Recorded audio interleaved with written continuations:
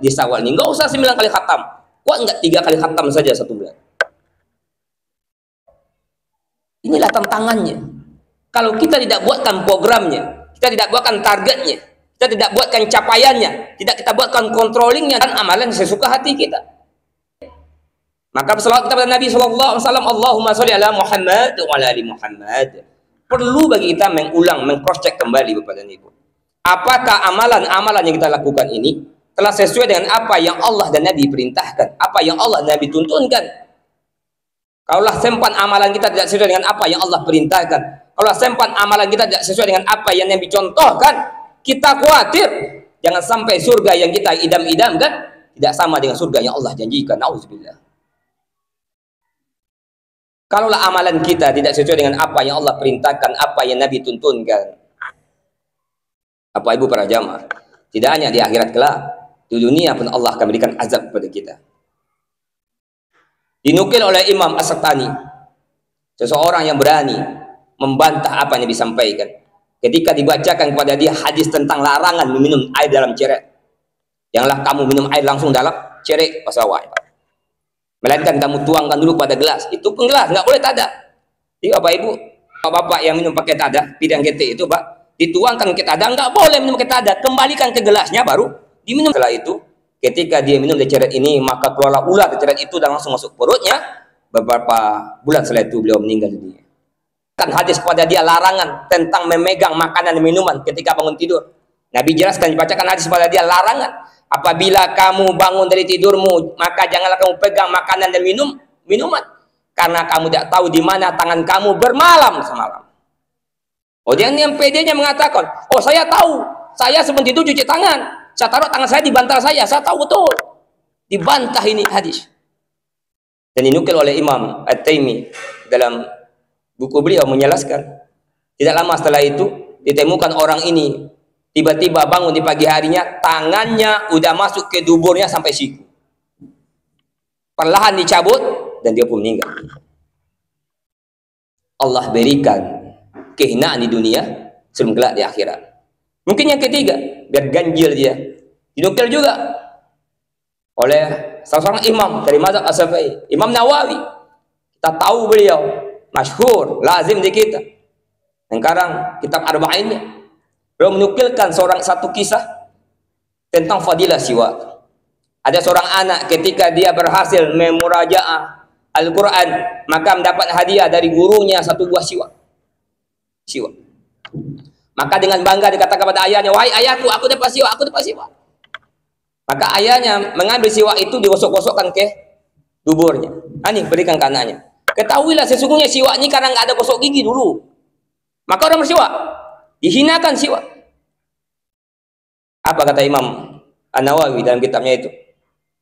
Tidak lama setelah itu si bapak ini mengeluhkan sakit perut, lama-kelamaan membuncit perutnya seperti orang hamil, dan tak lama setelah itu beliau keluarlah, melahirkanlah semacam ikan. Nauzubillah, semua nauzubillah. Allah hinakan di dunia sebelum Allah hinakan kelak di akhirat. Maka pun amalan yang kita lakukan sesuai dengan apa yang Allah dan Rasul, yang Allah perintahkan dan Rasul tuntunkan kepada kita. Apapun itu. Masuk kamar mandi, kaki kiri. Allahumma inni a'udzubika minal khubuthi wal khaba'is. Jangan ditukar-tukar. Keluar kamar mandi, kaki kanan. Minum, tangan kanan. Walaupun kita baralik misalnya diundang oleh orang pakai sendok garpu, pindahkan tangan kanan. Kata Umar, sesungguhnya aku ingin memuntahkan makanan itu karena aku melihat setan bergantung di tangannya. Itu hal sepele. Kalau hal sepele aja tidak mampu kita amalkan, bagaimana hal yang berat? Saudara, jangan sampai kita kaget nanti kita merasa telah beramal, merasa telah banyak kegiatan, telah banyak ibadah. Ternyata telah kita temukan catatan amal kita dapat di sebelah kiri kita. Maka momentum halal bihalal ini kembali. Maka langkah apa yang kita lakukan di momentum ini yang harus kita jadikan tolak, dasar, pondasi, starting point kita untuk kesuksesan dunia dan menuju surga Allah? Kalau dalam bahasa motivasinya, biarlah hidup kaya raya asalkan masuk surga.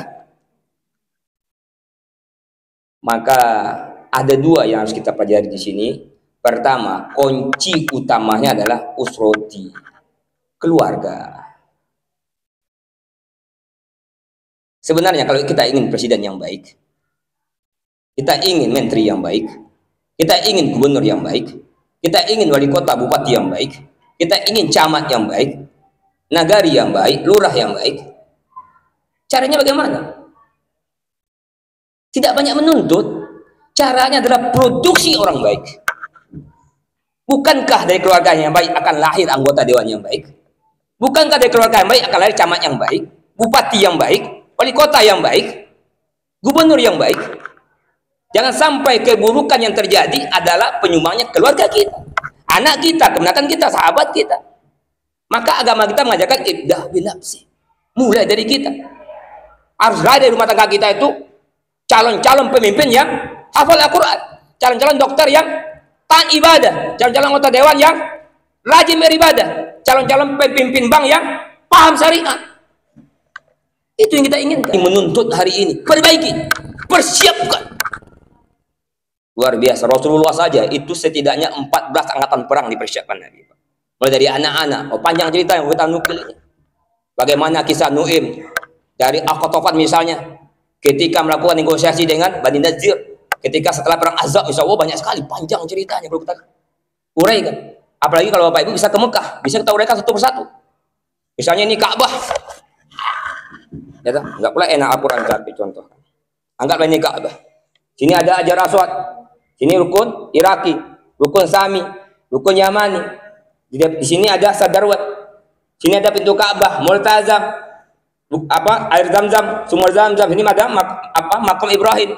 Sini Bukit Sofa, sini Bukit Marwah. Di ujung Bukit Sofa itu ada apa? Tahu kita kisahnya bagaimana itu rumah itu rumah Arqam Darul Arqam. Di bawahnya Ammar bin Yasir, di depannya Bilal, Abi Sofyan, Bukit Abi Kubais, rumah kelahiran Nabi. Ini rumah Abu Jahal, rumah Ibunda Khadijah, Darun Nadwah, tempat rapat pembunuhan Nabi. Makanya kalau kita ke dalam suci, kita jelaskan ke jemaah satu persatu setiap jengkalnya. Ini kejadiannya, ini tempatnya, ini problem.